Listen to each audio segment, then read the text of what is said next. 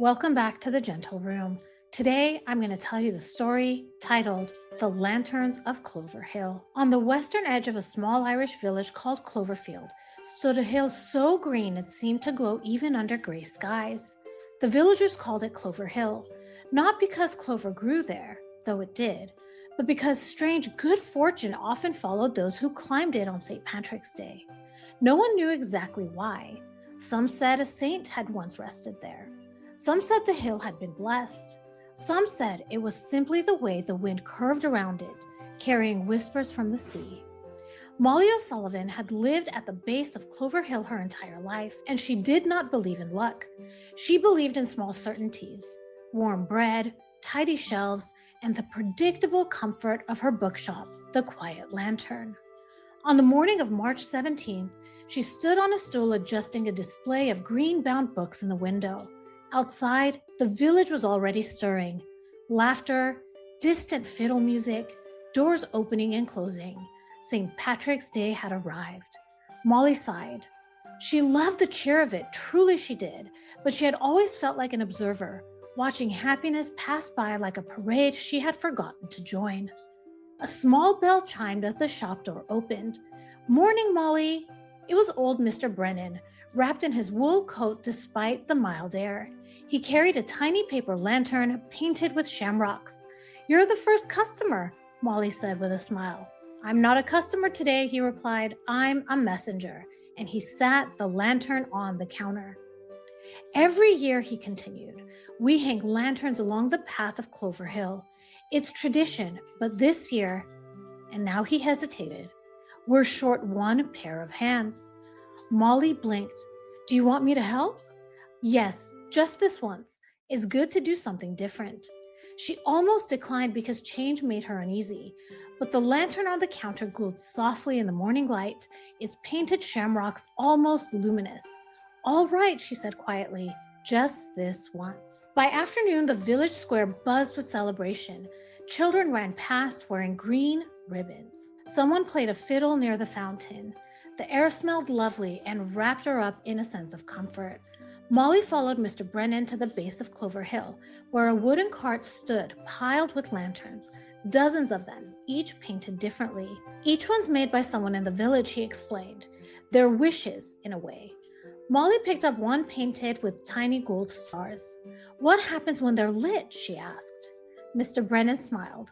"You'll see." They began the slow climb. The path wound upward between mossy stones and early spring flowers. As they hung lantern after lantern on small hooks driven into the earth, Molly found herself noticing things she had never paid attention to before. The scent of damp grass, the sound of the wind brushing the hillside, the distant shimmer of the sea.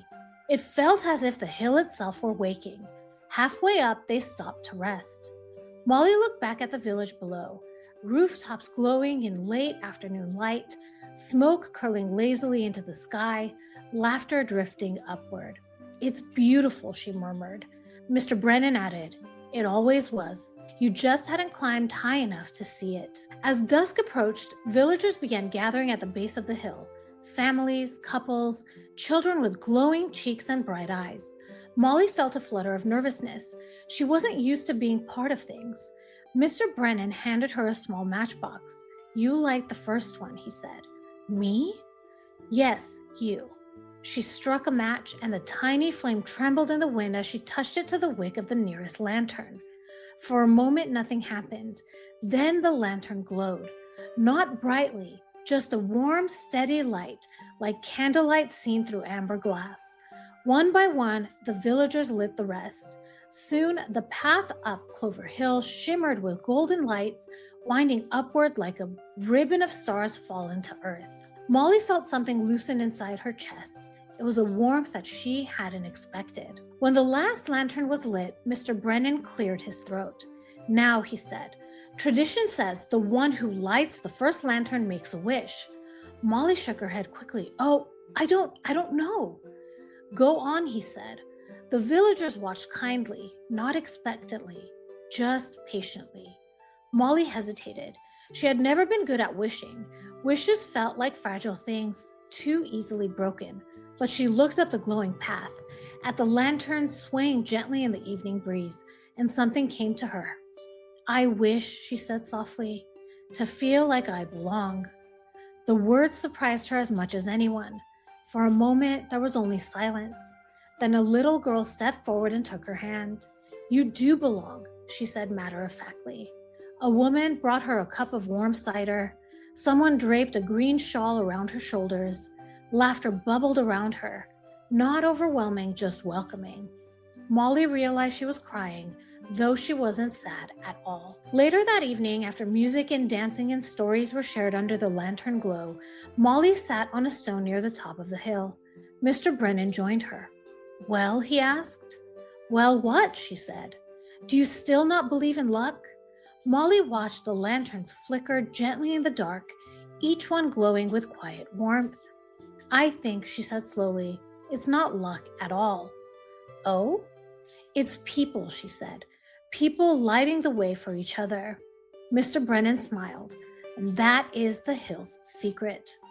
When Molly opened her bookshop the following day, she found something unexpected. Lanterns.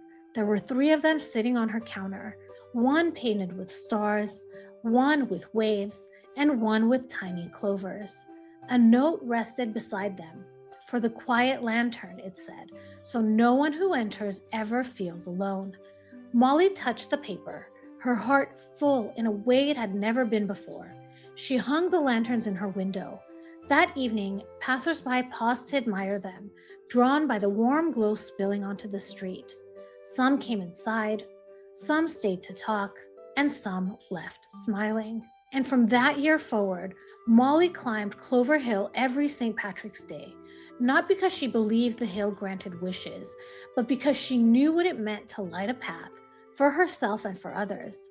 And every year, as the lanterns flickered to life and laughter rose into the night air, she felt it again, that quiet certainty, that gentle happiness, that she was exactly where she was meant to be. Now, this is where our story ends.